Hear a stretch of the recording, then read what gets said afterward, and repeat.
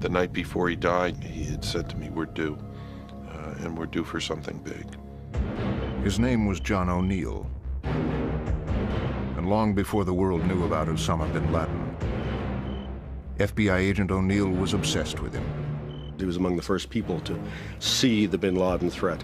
He warned of al-Qaeda. He said that we're at war with these people. He warned of the threat to the United States. And we better not take them for granted because they are here to hurt us. But people at FBI headquarters thought John O'Neill was too much of a maverick, and they stopped listening to him. You could be flagged as a problem and your career could pretty much be over. O'Neill left the FBI and took a new job as head of security at the World Trade Center. Of all the places to go to work, and of all the ways that you could lose your life.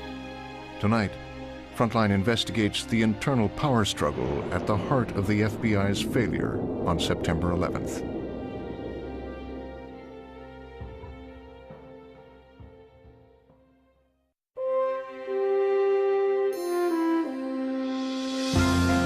Frontline is made possible by contributions to your PBS station from viewers like you.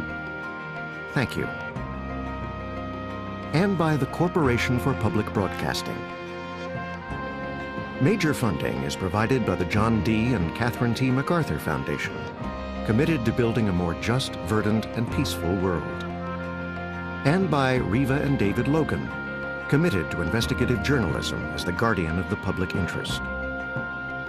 Additional funding is provided by the Park Foundation, dedicated to heightening public awareness of critical issues. And by the Frontline Journalism Fund, supporting investigative reporting and enterprise journalism.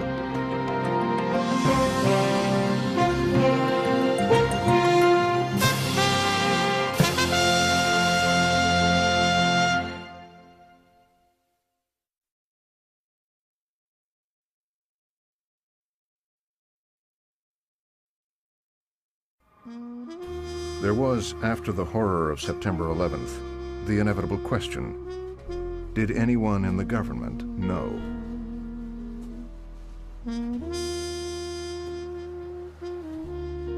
The move from Chicago to headquarters in Washington was a big promotion for Special Agent John O'Neill. He drove all night from Chicago and went straight to the office on a Sunday morning.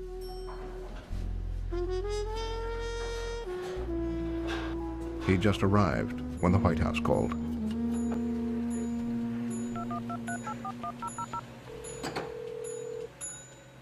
It was a Sunday morning. FBI? But I was in my office and I was reading intelligence, and I saw a report that indicated that the man who had plotted the World Trade Center bombing in '93, the ringleader, Ramzi Ahmed Yosef, he was about to move within Pakistan. And there was a small window, closing window, to catch him. And so, thinking there might be somebody at the FBI on a Sunday morning, I called. O'Neill had made his reputation investigating white-collar crime, drug rings, and abortion clinic bombings. I said, "Who's this?" And he responded, "Well, who the hell are you?" "I'm John O'Neill."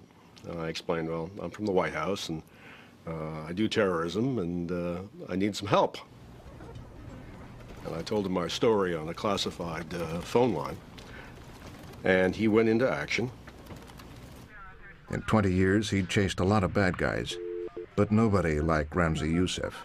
Yosef is one of the most dangerous people on the planet, very smart. Getting him and incapacitating him was a significant public safety issue, and John O'Neill recognized that, was not about to take no for an answer anywhere before he was taken into custody. White House? O'Neill put together an arrest team that managed to catch Ramzi Ahmed Yosef in Pakistan just before he moved into Afghanistan, which would have been beyond our reach. It was a pretty intense couple of days, but it worked. For the next 6 years, O'Neill and his agents would follow the bloody and complex trail from Ramzi Yosef to Osama bin Laden. The picture was still fuzzy. I mean, it was by no means sharp. That there was an emerging global Islamic fundamentalist terrorist network that was becoming more and more engaged in the objective of attacking American targets. When Youssef fled from the Trade Center bombing in 1993, among the places he went, really right before he was apprehended in Pakistan, was to the Philippines, where he was mixing the bombs to blow up 12 jumbo jets in a 48-hour period, and was not far away from at least attempting to carry out that plot, which would have resulted in thousands of deaths in 2 days. From the beginning, O'Neill obsessed about the details of the Ramzi Youssef case.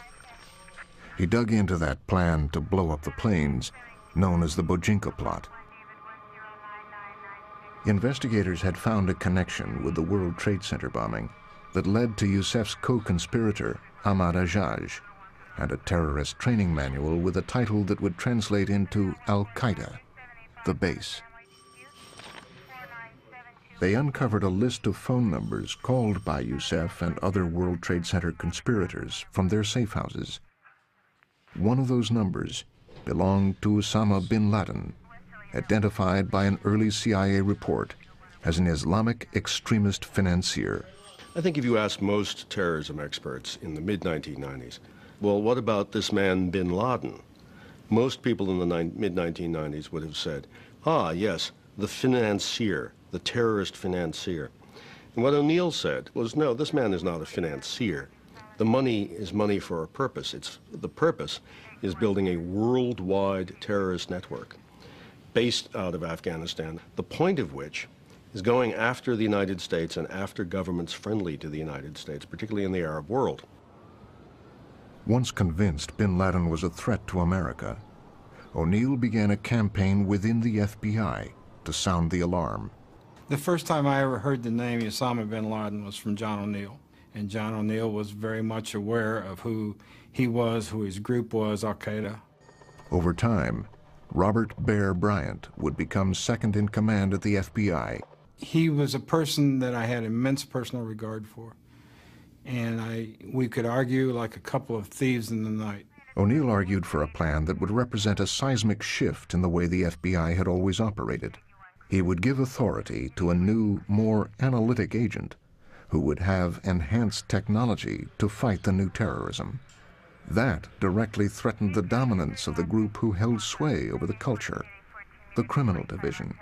From his point of view, it was very clear what had to be done. You would basically have a whole branch of the FBI that would not be touched by the criminal side.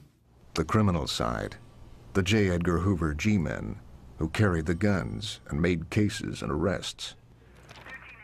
The man who would eventually lead the criminal division, Tom Picard, aggressively competed with O'Neill for the attention of the director, Louis Freeh. As a former street agent himself, Freeh identified with the criminal division, and Tom Picard was a longtime friend. To reinvigorate the counterterrorism effort, O'Neill would try to muscle his way through the bureaucracy that surrounded Louis Freeh. But in that struggle, O'Neill's personal style got in the way. They said he was too intense, pushed too hard, had what they called sharp elbows. We often talked and joked about the fact that we weren't really in the club and we really didn't care.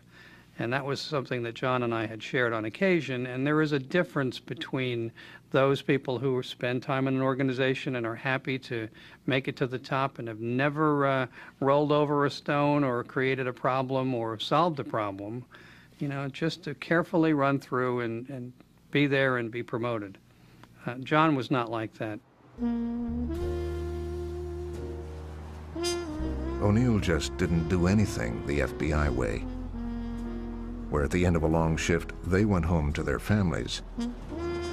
Yeah, he's the type guy who'll put his arm around you and take you out to dinner and smoke cigars and drink whiskey with at the end of the day and talk about all the issues in great depth. And he took his business beyond the work hours and well into the evenings, and he liked to do that. And in the buttoned-down FBI, O'Neill was considered too flashy. It was the presentation. It was the, as he would call it, it was the package. They resented sort of the Burberry suit and the white pocket square and the expensive tie and the Bruno Magli shoes. You know, this wasn't the Bureau. I kind of thought he was kind of a dandy. You know, he's impeccably dressed. It looked like his fingernails were polished and his hair swooped back. And a bunch of us kind of, you know, started to call him the Prince of Darkness. He worked both ends of the candle pretty hard. We had a morning briefing every morning at 7:30. And sometimes he would come in late, and I told him I wanted him there. I don't care if he came in his slippers and pajamas, be there. And he was. O'Neill's days were spent analyzing fragments of information. There was the story about two of Ramzi Youssef's Bojinka co-conspirators, Wali Khan Amin Shah and Abdul Hakim Murad. In 1995, Murad told a story of Middle Eastern pilots training at U.S. flight schools and of a proposal to dive bomb a jetliner into a federal building.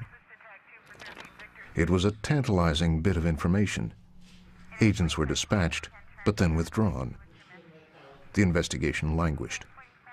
I had a fairly low opinion of our headquarters throughout my whole career. It seemed like, you know, the headquarters was a very negative place where they would find a million reasons why you couldn't do something as opposed to why you could do something. James Kallstrom was the powerful boss of the FBI's New York office. Watching from a distance, he saw O'Neill's attitude and expertise make enemies among the group that surrounded Louis Freeh. Yeah, I'm sure there was some jealousy in the bureaucracy. There always is. And you can get by with some sharper elbows for a while, but you need to be right a lot. You know, the old saying, when you run with the wolves, don't trip, you know. At headquarters, a whispering campaign began about O'Neill's personal life. There was one version: married his high school sweetheart and had a couple of kids. Then there was the truth. John had been separated from his family for some time, and I think John would have said to you, his family suffered as a result of that, as a result of his devotion to his job. I think the FBI was his mistress. He loved it. He loved it more than he loved any woman in his life. He loved it. And he loved Valerie James. Very first time I saw John, I did something I had never done before and will never do again. I sent him a drink. He just had the most, he was standing at the bar and he had the most compelling eyes I had ever seen. She had her own children, and after a while, they started calling him Dad. He hinted he might marry their mom. The trouble was, he hadn't told her he was already married. I didn't know for 2 or 3 years. And someone that John worked with in the FBI's wife told me. And it was bad. I was shocked. You know, my family was shocked.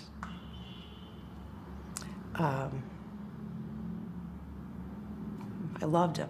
It had been 2 or 3 years by that point. What are you going to do, you know? There weren't exactly FBI regulations against O'Neill's behavior, but there were unwritten rules of the road. And the whisperers said O'Neill's lifestyle made him unfit for his sensitive job. But for every enemy O'Neill made at headquarters, it seemed he'd made an ally elsewhere. One of them, in the midst of her own struggle with Louis Freeh and the headquarters bureaucracy, he kept secret.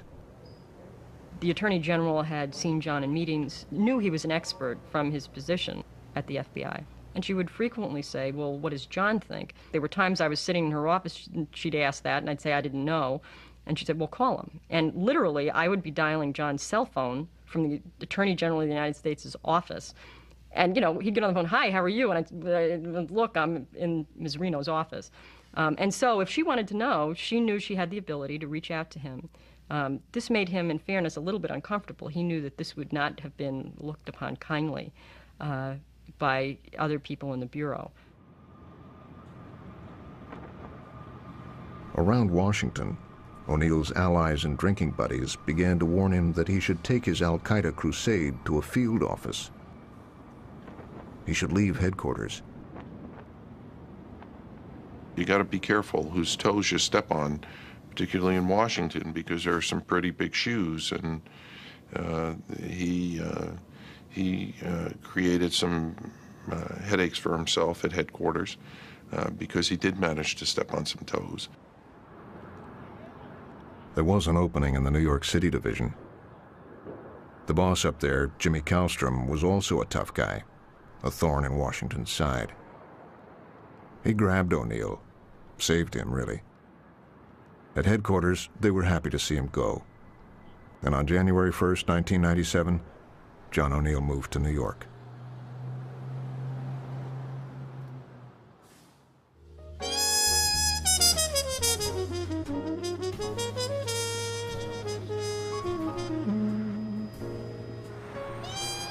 It was a promotion.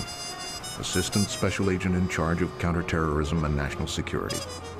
He'd be in charge of a team of about 350 agents. And best of all, it was in New York. New York was the flagship office of the FBI.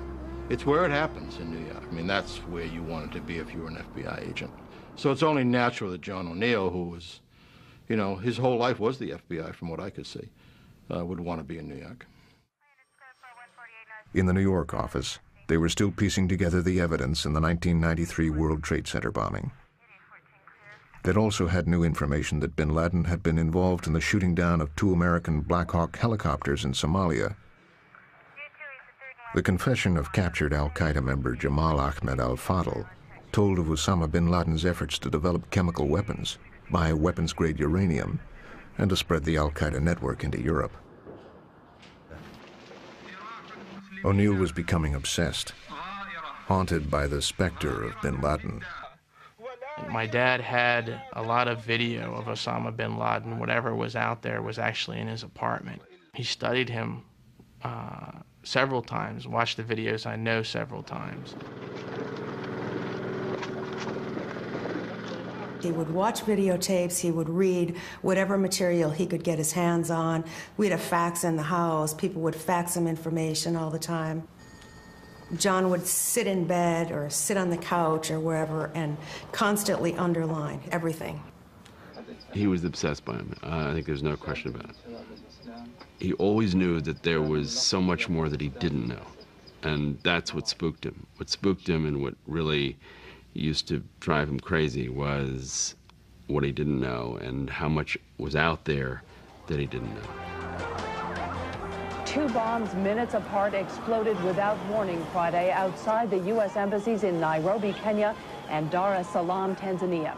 We had turned on the TV watching CNN, and John O'Neill put it together in relatively short order and was convinced in his own mind that al-Qaeda was behind that. That clearly was the event that changed bin Laden's profile dramatically because it was such a major event. 2 embassies done simultaneously showed a great deal of sophistication in the organization. So this was a major event. But at headquarters, the brass were engaged in a procedural dispute. We're in the command center, and people are being pulled in. I'm over there. There's all sorts of senior bureau people there. Everybody's coming together. And the reason that this becomes a significant question almost immediately is because the FBI's got to deploy people overseas. They're going to deploy people initially to Kenya and Tanzania. And who's going to be the on-scene commander? O'Neill believed his experience and expertise made him the obvious choice to lead the investigation as the on-scene commander. But down in the SIOC, there were those who wanted to cut New York and O'Neill out. FBI. On the QT, Townsend called O'Neill. And he was, to say angry, disappointed, hurt, there becomes this bureaucratic arm wrestle over who's going to be the Office of Origin. O'Neill desperately needed the help of U.S. Attorney Mary Jo White.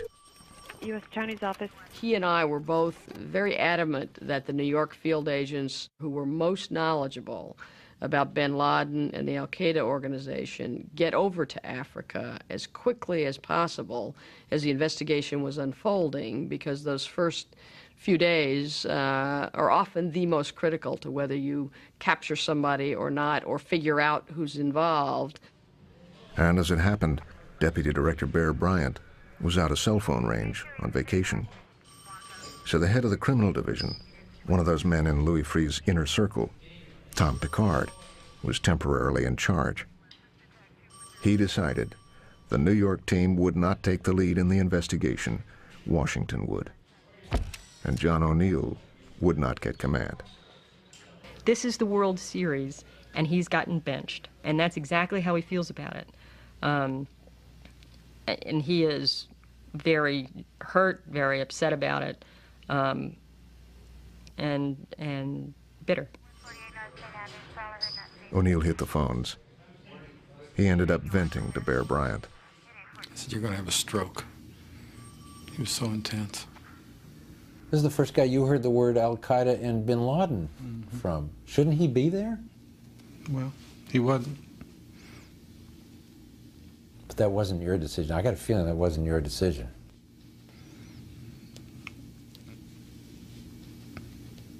Well, he wasn't there. It wasn't your decision, was it? He wasn't there.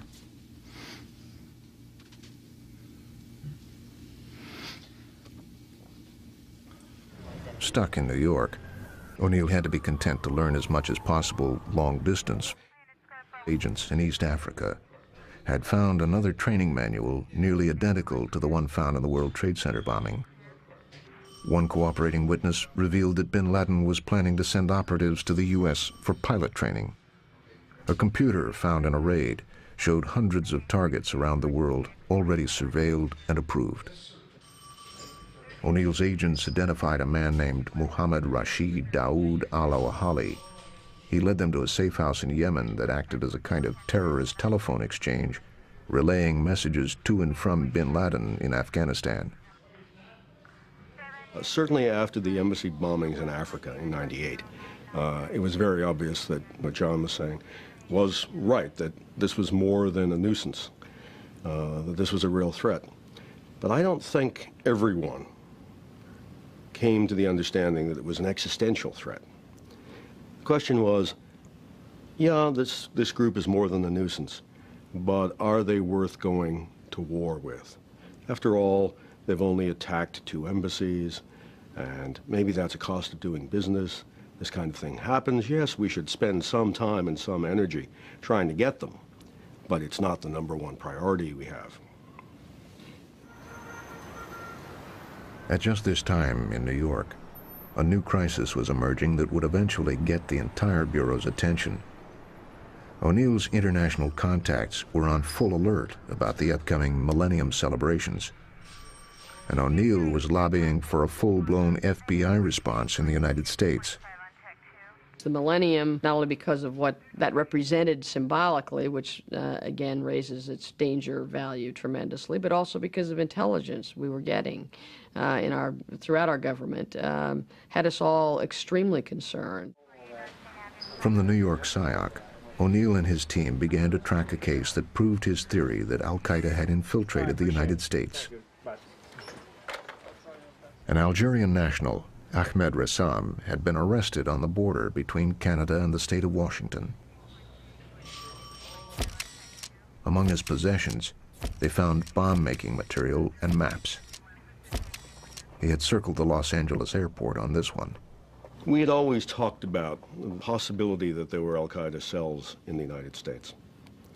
And we had looked for evidence, and we had encouraged FBI offices other than John O'Neill's office in New York to start looking for evidence. The agents dug into the details of the plot. From the plan to blow up the Los Angeles airport, another trail led from Boston to a planned attack in Jordan. There were other conspirators in Seattle, Brooklyn, and Manhattan, where O'Neill was worried about the massive New Year's Eve celebration in Times Square. Certain documents were found on Ressam's possession, documents that indicated a New York connection. In fact, a pretty strong connection to New York. One of Ressam's co-conspirators lived in New York. Abdel Miskini was supposed to deliver money and a cell phone to Ressam. O'Neill's agents arrested him. Arrests were made that had they not been uncovered, the plot had not been uncovered and those arrests made, we could have had horrific tragedies around the millennium. We have 2 million people, 2 million people compressed to this small area here in Midtown Manhattan. No incidents. O'Neill was one of those 2 million people. If al-Qaeda struck here, this was where he wanted to be.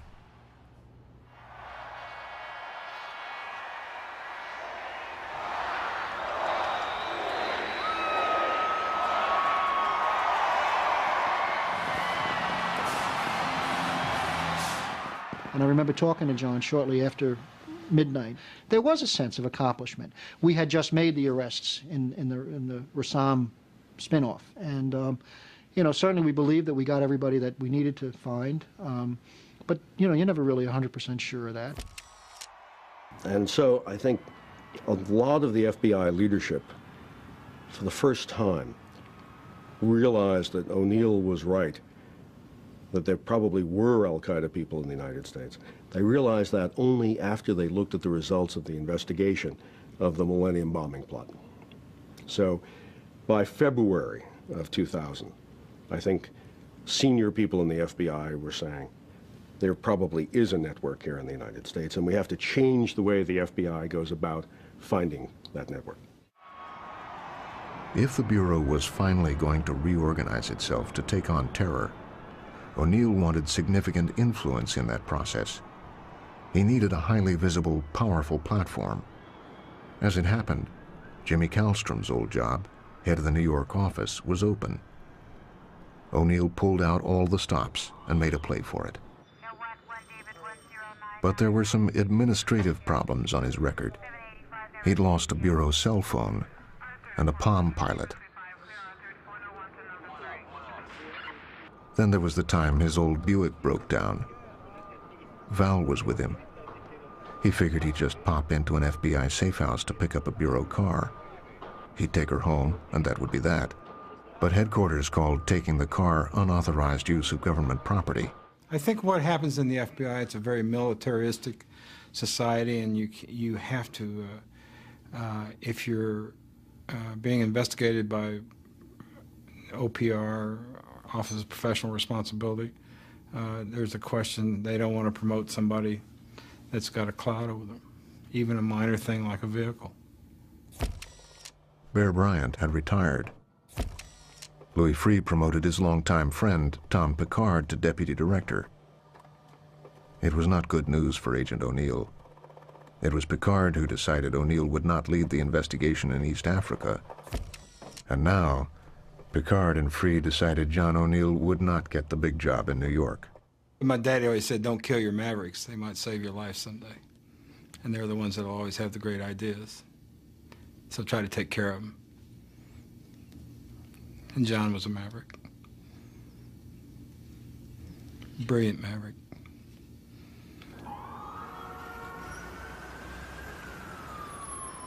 The buzz around the New York office was that the new boss, Barry Mon, wasn't keen on keeping O'Neill around. Barry was a skeptic. He had heard sort of the headquarters gossip at John O'Neill's style. But it was funny, I can remember saying to John, Barry doesn't stand a chance. If you decide to win him over, you'll win him over. There was a knock on the door, and John was holding 2 beers. And he said, well, I understand you're an Irishman and you like to drink beer. These are for you. So I laughed. He wanted to stay in New York. He said, I will be your most loyal supporter, and all I ask in return is that you be supportive of me and my efforts. And so I said, well, we got a deal, and we'll go forward. As the weeks wore on, and just as that investigation about the car incident seemed a thing of the past, O'Neill attended a conference of other agents in Florida. We were meeting in Bal Harbor at the Marriott. John came in, he is just, I don't remember seeing John as distraught as he was this night. What has happened, he told me, he left his briefcase in this room of 150 FBI agents and got a phone call. Couldn't hear on his cell phone, so he just walked outside to take his call. Walked back in, his briefcase was gone. He was completely freaked. O'Neill's bag contained classified documents.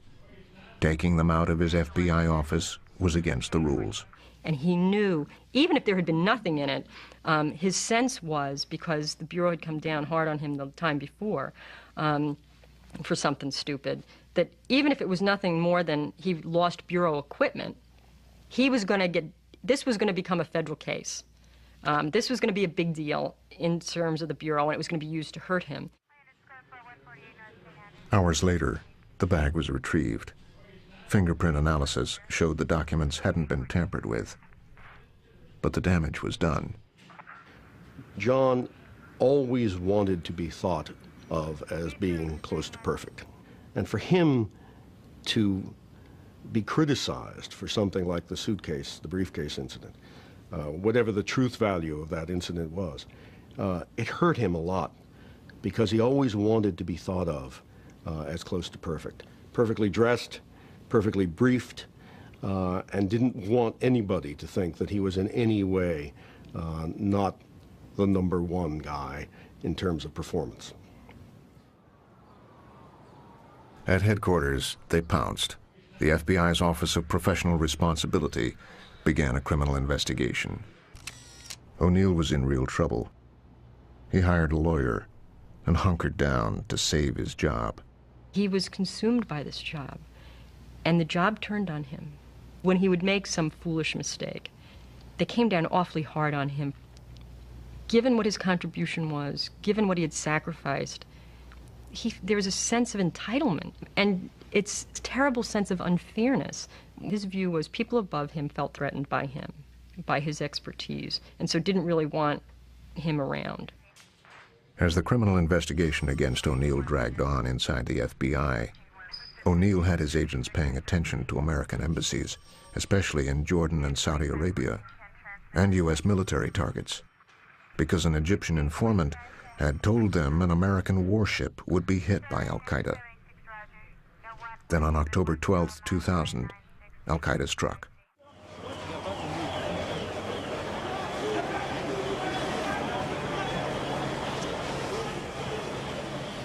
The guided missile destroyer USS Cole was the target of a suicide mission. 17 sailors died. John came to me and said, it's al-Qaeda, and I totally agreed with him, and he said, you got to get to the director, and we got to get this so the New York office responds initially. It took hours for Barry Mon to convince Director Free to let New York take the lead and to authorize O'Neill as the on-scene commander. Washington headquarters of the FBI happy that O'Neill was going?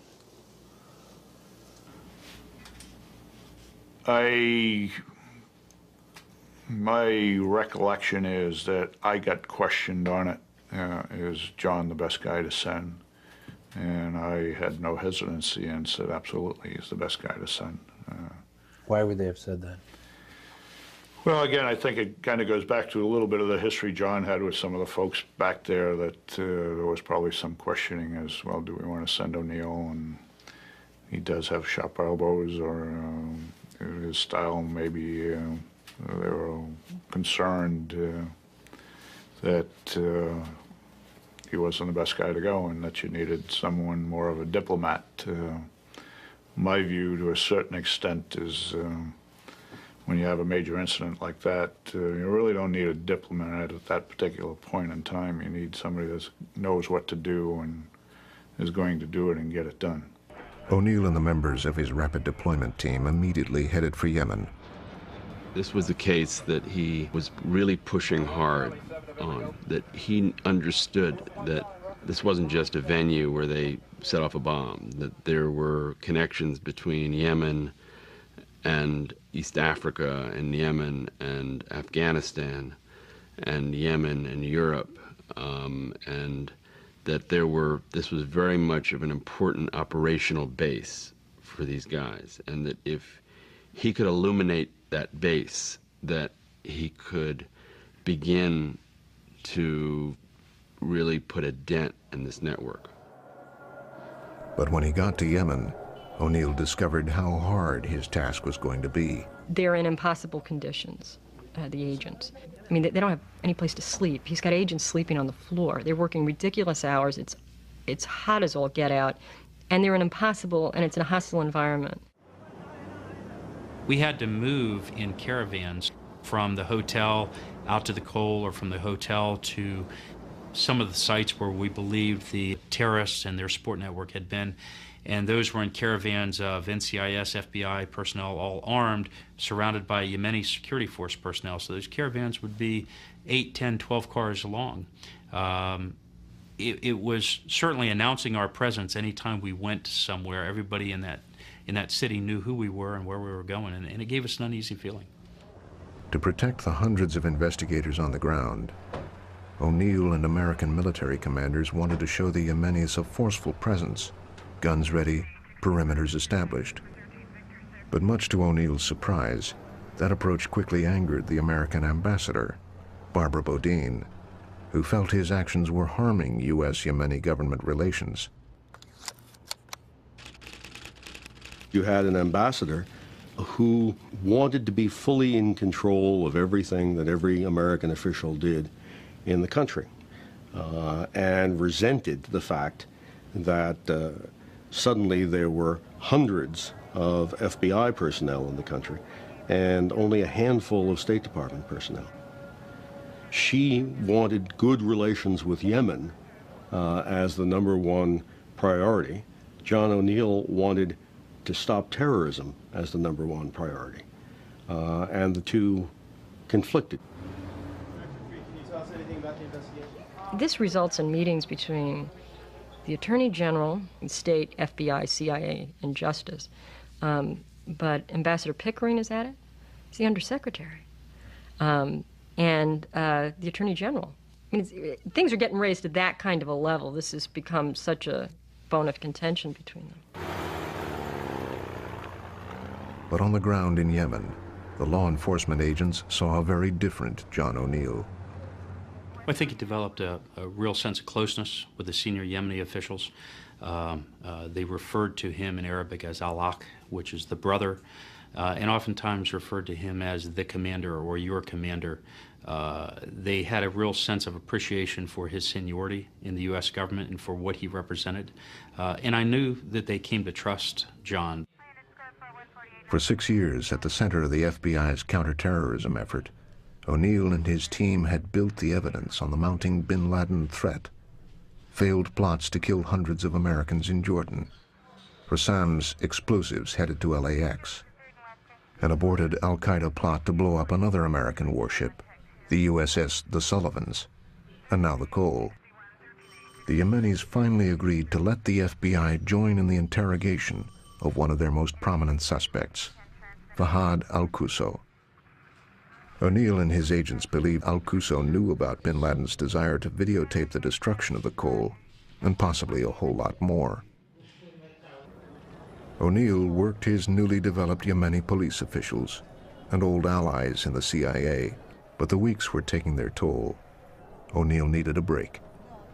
He'd get back to al-Qusso after he returned from New York at the first of the year. I have to tell you, when John came home, he got home, I think it was 2 days before Thanksgiving, because he kept telling me he was going to try to be home for Thanksgiving. John had dropped 25 pounds. In New York, he plotted his return to Yemen. He'd taken a Yemeni police delegation on a tour of Elaine's and other hotspots. He was working them, trying to get unfettered access to al-Qusso and what he knew. But then, he was told he wouldn't be allowed to return to Yemen. Ambassador Bodine denied his visa. I mean, John was not rational on the topic of Ambassador Barbara Bodine.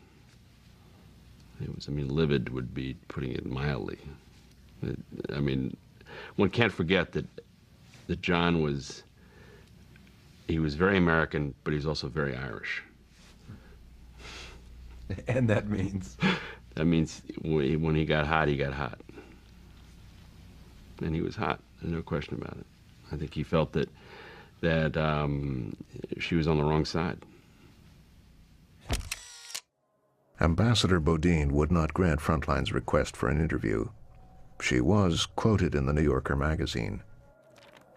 The idea that John or his people or the FBI were somehow barred from doing their job is insulting to the U.S. government, which was working on al-Qaeda before John ever showed up. This is all my embassy did for 10 months. For weeks, the ambassador had been making the case against O'Neill, even lobbying Louis Freeh. Finally, her accusations had their intended effect.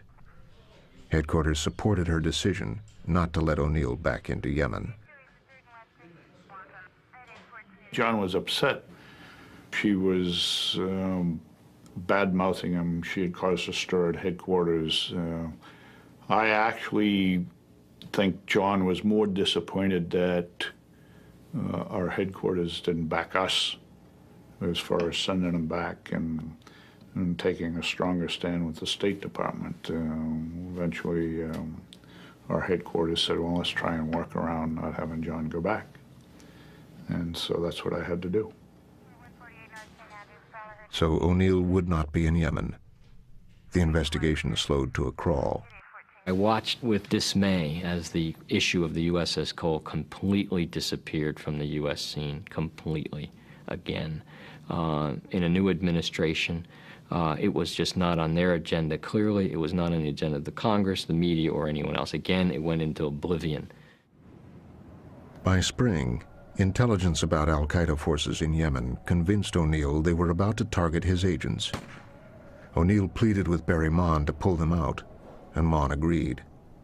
O'Neill's investigation in Yemen was effectively over. We don't know what would have happened if John could have done his job in Yemen and had really had the full backup to go and to really push in Yemen, and what kind of networks he could have exposed. But, you know, we do know that there were Yemenis involved in the attacks of September 11. So is it possible that if he had been able to really open up that network and really expose that network, that he could have in some way deterred the tragedy of September 11th? I don't think we know, but it's sad because we won't know the answer to that. But I think there is at least he would have had a fighting chance if he'd been able to do his job. By early summer of 2001, other intelligence services were putting the Bush White House on full alert. Every single indication was that al-Qaeda was planning a major attack on the United States. In June of 2001, the intelligence community issued a warning that a major al-Qaeda terrorist attack would take place in the next many weeks. And so, in my office in the White House complex, the CIA sat, briefed the domestic U.S. federal law enforcement agencies, immigration, federal aviation, Coast Guard, Customs, and the FBI was there as well, agreeing with CIA, told them that we were entering a period where there was a very high probability of a major terrorist attack. In New York, O'Neill was also convinced al-Qaeda had picked a target. But he was by now more marginalized than ever at the FBI. And so in July of 2001, when that memo from the Phoenix office pleading for investigations of flight schools made its way to headquarters, it was not passed on to O'Neill or Mon in New York. Nor was the struggle that August of the Minnesota office to investigate the alleged 20th hijacker, Zacarias Moussaoui. The leaders of the most sophisticated office in the FBI, the office that under O'Neill had been dealing with these matters for 6 years, apparently were out of the loop. John had heard the alarm bells too, yet he felt that he was frozen out, that he was not in a capacity to really do anything about it anymore because of his relationship with the FBI. So it was a source of real anguish for him. 13 months after that briefcase incident, with the investigation still open, a well-placed leak to a newspaper made sure his government career was over. The New York Times is now starting to ask questions about that incident, both at the headquarters level and at the New York field office, in spite of sort of Jimmy Kallstrom and others trying to persuade the New York Times that somebody had an agenda here. This was really sort of ill-motivated. It was clear that they were going to run with it. And that was the final nail in John O'Neill's coffin that they were going to use to have him retire. Did he know who did it? He suspected. Did he confront them? Yes. And what happened? It was completely denied. The person that he felt did it said absolutely not, wouldn't want to hurt you in any way, shape, or form.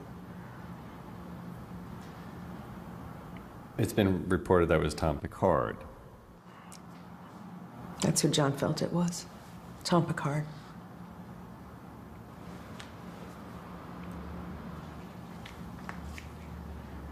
And John really never knew. He was out to get John for a long time, and John never really knew why.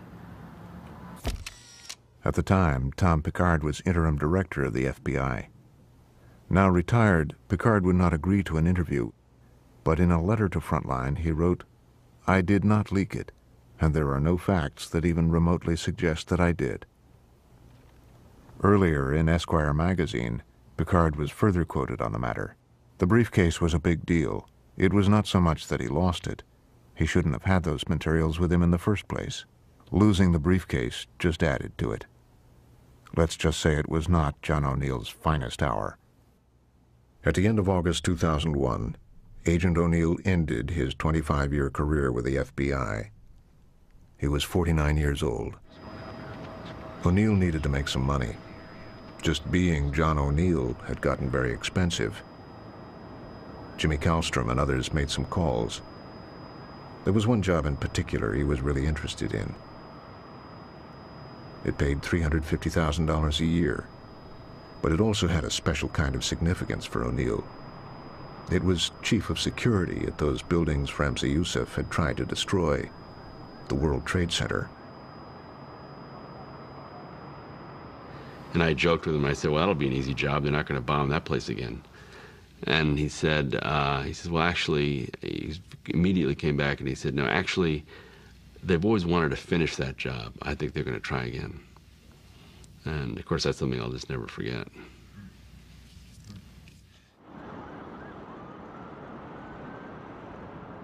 On the night of September 10th, John O'Neill did what he loved doing, and he did it from his favorite table at Elaine's. It was classic John. To this day, I can remember John sitting in a chair, looking up at me with that classic John O'Neill smile, saying, "It doesn't get better than this." The talk, of course, turned to bin Laden. He had said to me, "We're due, and we're due for something big." That was just, he said, some things have happened in Afghanistan. I don't like, the way things are lining up in Afghanistan. And he said, I sense a shift, and I think things are going to happen. And I said, when? He said, I don't know, but soon. And that was just his sense of things. We left about 2:30. John gave me a big bear hug and said, I'll see you tomorrow. And John went home, and that was the last I saw of him.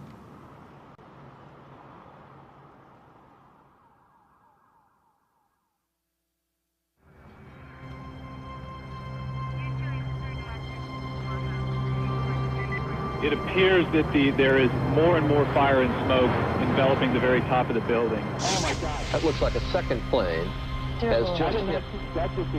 I saw the second plane go in, and of course by then there's no doubt what the issue is, and I call again and I don't get through and I leave a message. I knew he should have been there by then. And frankly, I'm just concerned as a friend that he's okay. I got on the phone, and he says, hey, babe, it's me. I said, are you okay? He says, yeah, I'm fine. He said, Val, it's horrible. There's body parts everywhere. said a few other things to one another, and he said, okay, I'll call you in a little bit. I said, okay. He said, look, I'm on my way out now. Have you talked to your mother today? And I said, no. He said to me, well, give her a call. She's worried about you. And I said, okay. He paged me to let me know he was okay. And that was the last contact I had.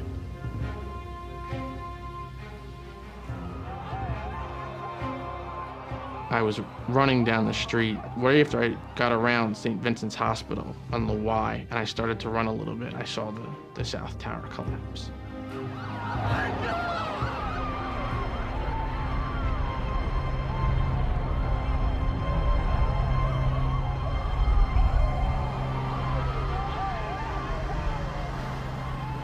I knew immediately John was dead. I don't know why I knew, I just knew. And I just sat, I slumped down into a chair and I said, oh my God, John's dead. And everybody said, don't say that, don't say that, don't talk like that. But about 2 o'clock in the afternoon, I said to my assistant, we were just sitting there waiting for him to call. Everyone went back to my office. And he never called.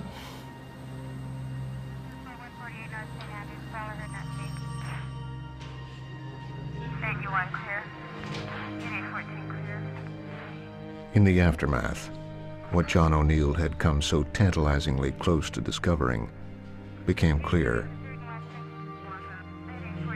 Some of it came from Yemen, from that suspect Al-Quso. He told about a secret meeting in Malaysia, attended by 2 coal-bombing conspirators, Nawaf al-Hazmi and Khalid al-Midar. They had been coming in and out of the U.S. on legal visas. They'd trained in American flight schools. They too had died on September 11th, piloting Flight 77 as it crashed into the Pentagon.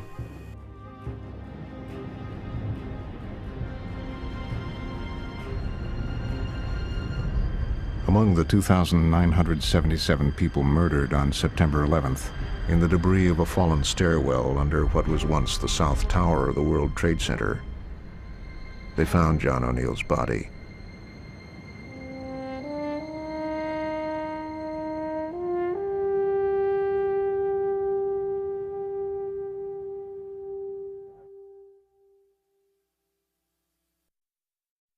Explore more about John O'Neill and the FBI at our website, including a rare video interview with O'Neill, a look at how the 9/11 Commission examined issues that were raised by John O'Neill. Study a chart of how Al-Qaeda came into focus for O'Neill and U.S. intelligence in the 90s, and watch the longer 90-minute version of this program online. Follow Frontline on Facebook and Twitter, or join the discussion at pbs.org.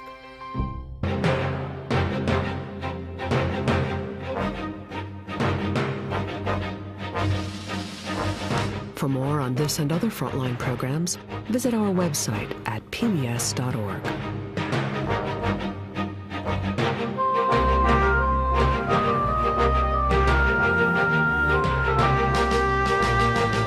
Frontline's The Man Who Knew is available on DVD. To order, visit shoppbs.org or call 1-800-PLAY-PBS. Frontline is also available for download on iTunes.